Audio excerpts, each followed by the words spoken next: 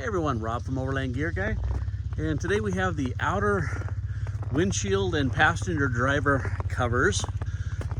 This is mainly for harsh environments, so snow and ice, so you don't have to scrape it and all that. You just take these off and shake them off and you're good to go. But it also, if you're overlanding and you're sleeping in your vehicle, this is a really nice blackout system. So on our other vehicles like the Sprinters, the Econolines, the Gladiators, it's all one piece. This one we decided to do in 3 separate pieces. And so the front just goes on elastic like this and magnets up here. And then there's a magnet right here.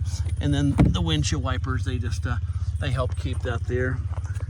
And then as far as the sides, this just slides up and down like that, so stays in place by the by the door shutting on it. So that's that.